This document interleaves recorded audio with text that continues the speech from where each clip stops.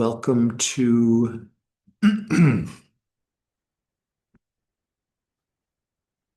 welcome to Monday Morning Dharma on March 22nd, 23rd? 23rd. 23rd. Yeah. Wow.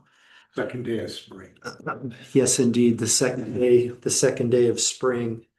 Um, with our starting on the path of the Lam Rim meditations and contemplations, we're going to change the format of our class. Um, Whereas in the past, as you know, we start with 15 minutes of meditation and then a Dharma talk. We're going to kind of go the other way. We're going to reverse it.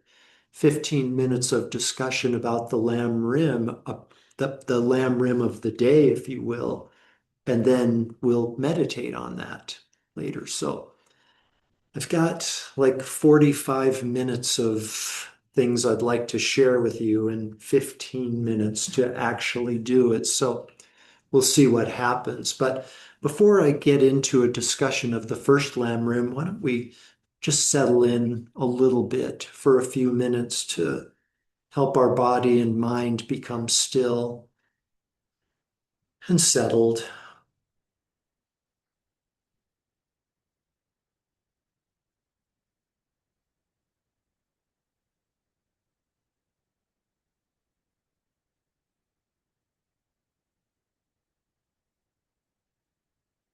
If you'd like, you can silently recite the mantra that we've been practicing. On the inhalation, you can silently say the word rest. At the top of the exhalation, relax. And as you exhale, release.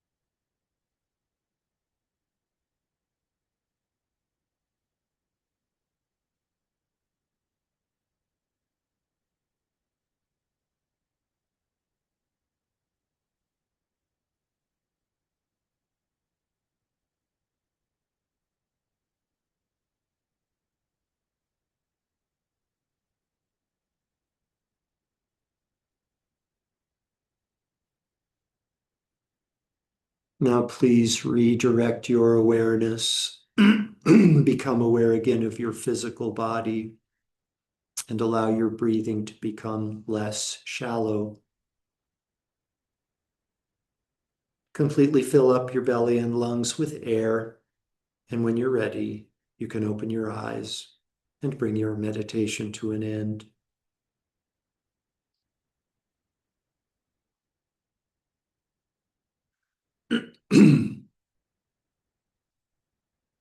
Thank you very much. So, very exciting. I'm really enthused about us venturing into the 21 Lam Rim meditations. The word Lam Rim, of course, being a Tibetan word that translates to stages of the path, as in stages of the path to enlightenment. Um, the first Lam Rim is on our precious human life, our precious human life.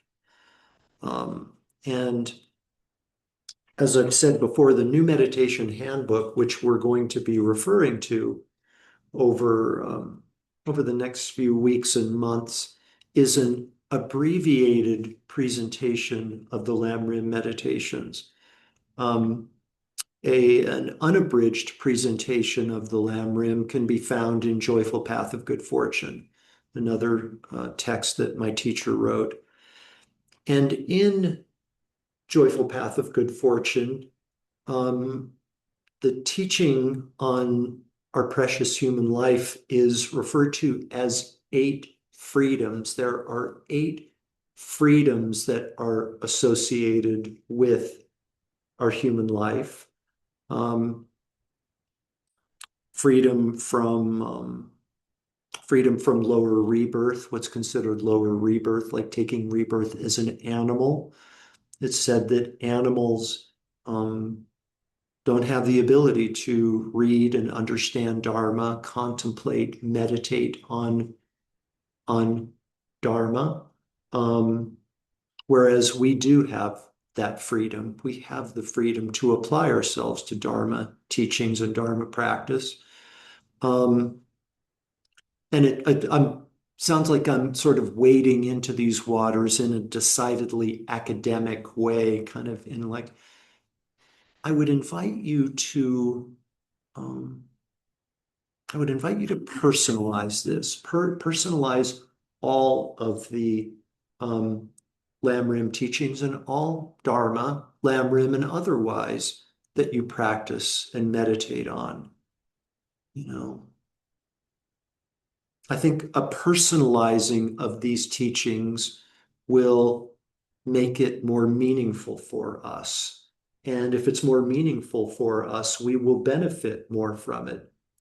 For example, um, talking about animal rebirth in the New Meditation Handbook, Geshe-la writes that like sentient beings who have taken rebirth as animals, that animal rebirth is itself an obstruction to practicing Dharma and accessing Dharma. The rebirth itself is an obstacle. And one of my favorite animals to observe and contemplate is there are a lot of them. There's a long list of animals that I like to think about and observe and consider. And one is are ants. Ants. You know, I don't know about you guys, but at my house at certain times of the year, and this is one of those times of the year, spring, we get these teeny, teeny, tiny ants. Sometimes I've heard them referred to as sugar ants. Yeah, I get sugar ants. And just the teeniest little bit of food will attract a colony of ants, right? Just the teeniest little speck. I'll come into the kitchen and there will be like, just like 50 of them around this little food item or food residue even.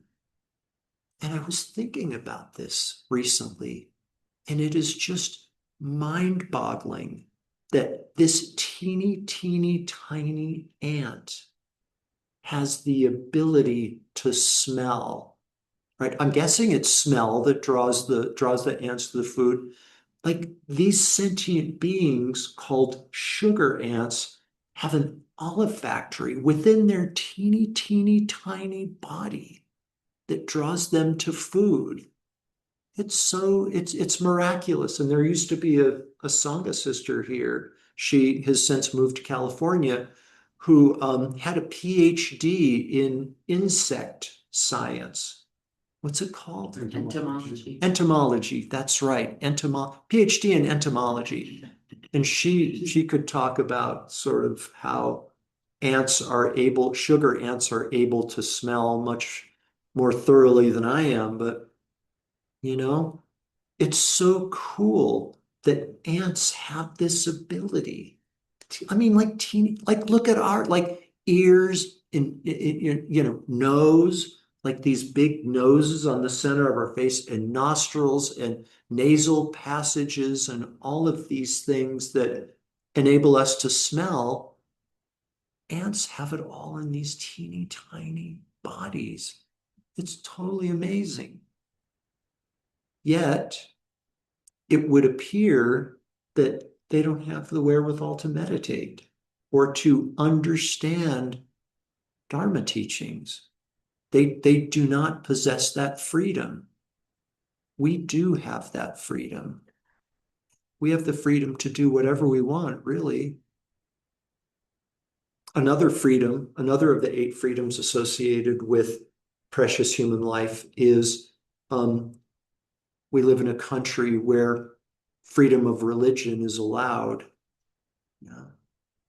I mean, we might say that there are certain oppressions here in the United States that might preclude us from complete religious freedom. Maybe some of us feel that way. I, of course, did a Google search and found out, are there any countries where the practice of Buddhism, just because it's kind of what I do, is prohibited? And the finding was no, there's not, but there does appear to be oppression in certain countries. Like the first one listed was North Korea. The study of unauthorized forms of Buddhism, that is to say, the study and practice of Buddhism that's not in accordance with laws set forth by the state, is considered political activism. So there's not complete freedom to practice one's religion of choice in certain countries. Listed North Korea, listed China, listed Vietnam. We don't have that obstacle. We have complete freedom to apply ourselves to whatever we want.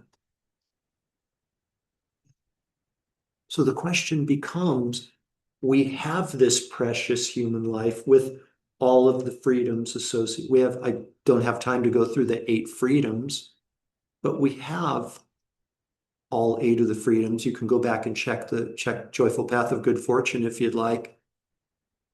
Since we have this freedom, what are we going to do with it? What are we going to do with that freedom that we have? What's the highest and best use of this precious human life? The Lam Rims would say, the Lam Rim teachings would be to apply ourselves to Dharma practice. With this amazingly good fortune, this remarkable freedom that we have, and think about it. Think about all of the non-human forms into which we could have taken rebirth. Yeah. I mean, how many non-human sentient beings are there in the world? Insects, mammals, reptiles, like a gazillion.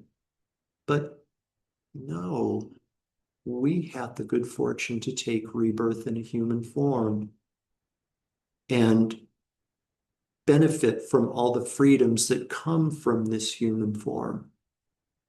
What is it? And not only that, but just by definition of you being zooming in, you zoomers coming in, and you guys being here, not only do you have a precious human life, but you're also inclined towards spiritual teachings just by virtue of you being here. That's proof positive that you have a human rebirth and you're inclined towards spiritual practice, self-improvement through spiritual practice. What, 1 in a trillion? 1 in a trillion are the odds, maybe? Who knows? Really, really small that this karma and this set of conditions have assembled to give us this freedom. Yeah. So I've been thinking about, speaking of the highest and best use, I have been thinking about Jeff Bezos lately. Everybody know who Jeff Bezos is? He's founder of Amazon, like crazy, crazy rich. Yeah. And um, I can't, I don't even remember where I heard this or where I read it, but Jeff Bezos's newest project is to hire scientists to figure out how to prevent death. Right. That's his new thing, is to find immortality, to find the code that brings about immortality, to live forever, to transcend death. Yeah. So if I were to say to Jeff Bezos, what do you like? let's say you crack the code. What are you going to do with this, with your immortality? What are you going to do? Build more rocket ships to go to, to go out into space? I don't, my job isn't to critique Jeff Bezos's values, that's not our job. But, it's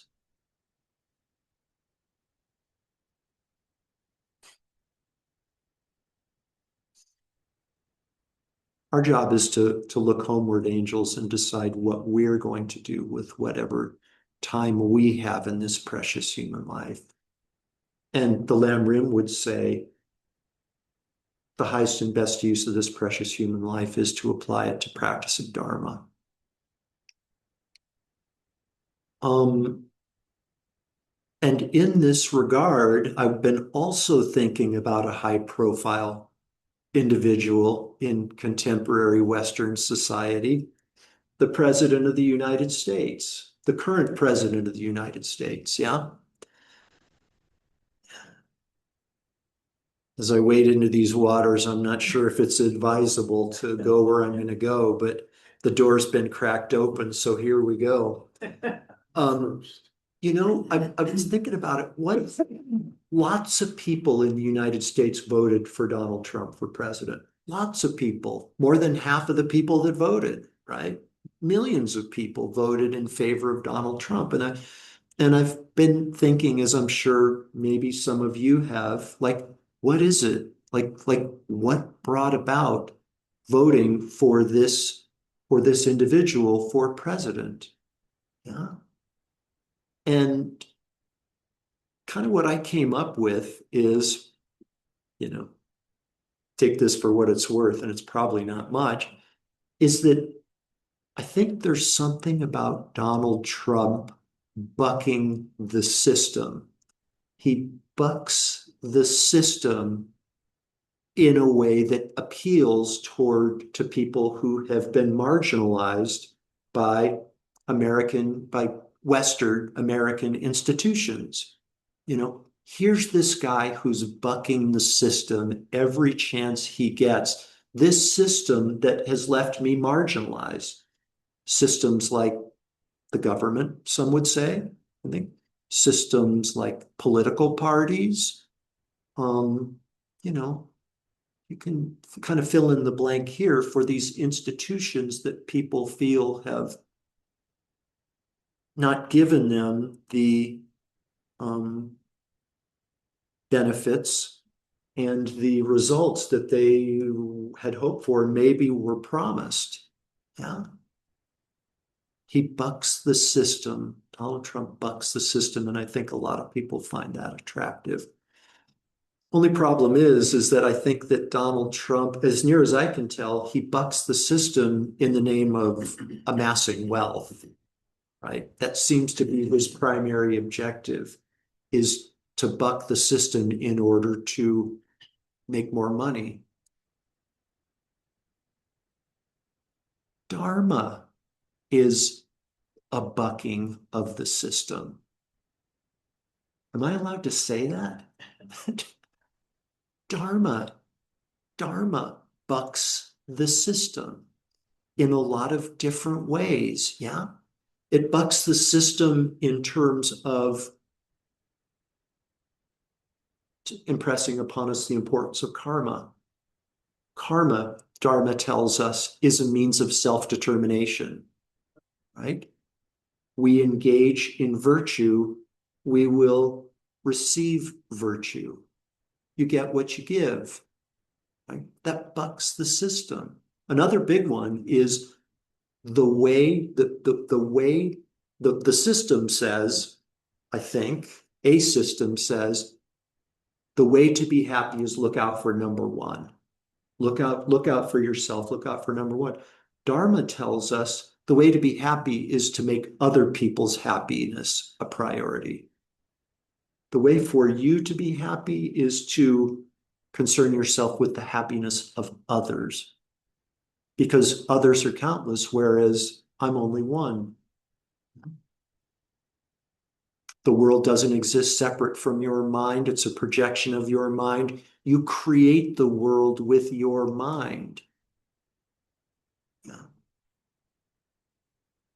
Rather than going along with how it appears to exist as in separate from our mind. Like the world's out there, I'm here, the two are separate and distinct. That's a bucking of the system. But the bucking of the system with Dharma is in the name of achieving freedom, achieving real freedom from suffering, to, to achieve a state of nirvana, all the appearances and conceptions of a pure mind, having a pure experience of life and the world as a result of our having a pure mind. This is what's available to us through this precious human life. It's really, it's the greatest miracle. It's the greatest miracle ever that these conditions have been assembled for us. We have complete, we don't have physical or mental handicaps that prevent us from practicing Dharma. That's another one of the 8 freedoms, right? We live in a country that permits religious freedom. We have karma with Dharma, and we have a human life. Just so amazing. But please decide for yourself what's the highest and best use of this precious human life.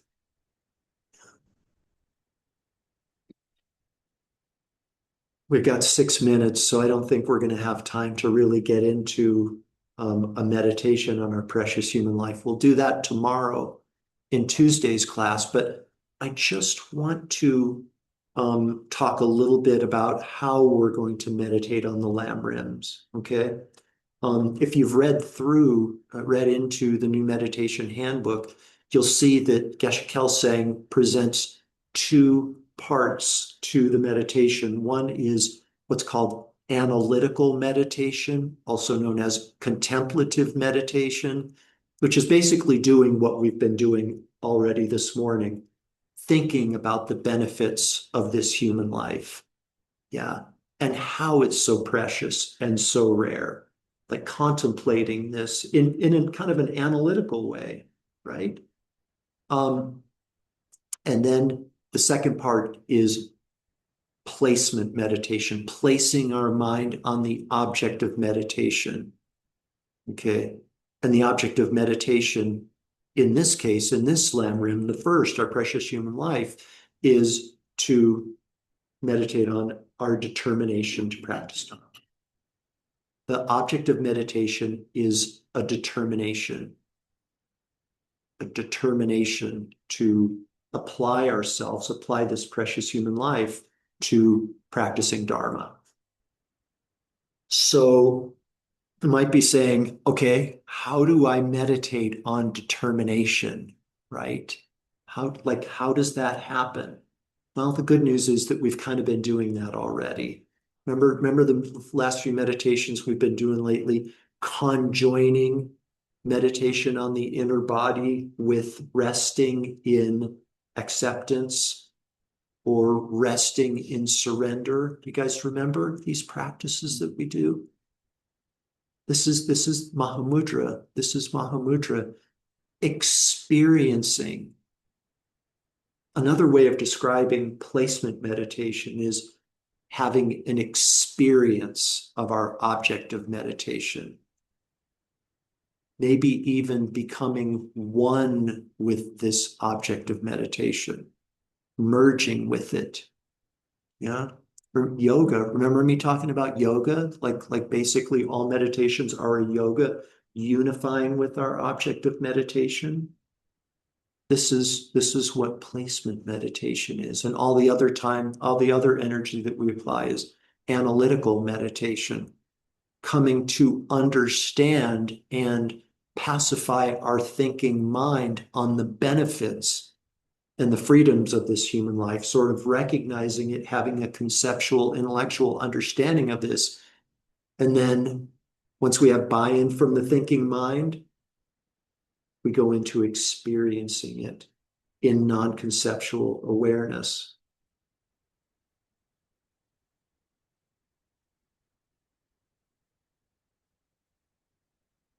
Understanding something intellectually isn't the same as experiencing the thing.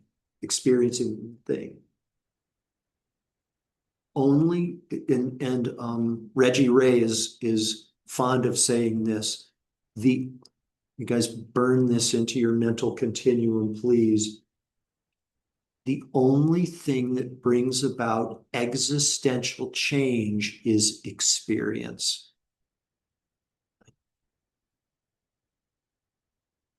And it's through yoga, unifying with the thing, that we experience it and we become it. We become this determination to apply our precious human life to practicing Dharma, or whatever you decide it is you want, making money like the president, whatever. You've got freedom to apply your precious human life however you want to. For me, applying this precious human life to getting out of samsara and attaining a state of nirvana sounds pretty good. Hard for me to come up with a better application. Shoot, there was one more point I wanted to make about this.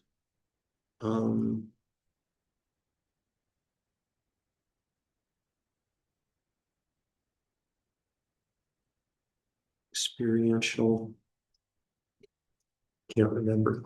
Can't remember what it is. Maybe I guess that means I wasn't supposed to mention it in this talk. But that's what we're going to do in tomorrow's meditation. Again, the registration buttons are online for those of you who want to plug in via live stream. But just know that the link never changes. The link to the website never changes. The Zoom link never changes. It's always the same. So if you have the link from the URL from this morning's meditation, you can use that over and over, and you don't really even need to register. But yeah, Can I ask a question? of course. So is the Tuesday, Thursday meditation I'm confused.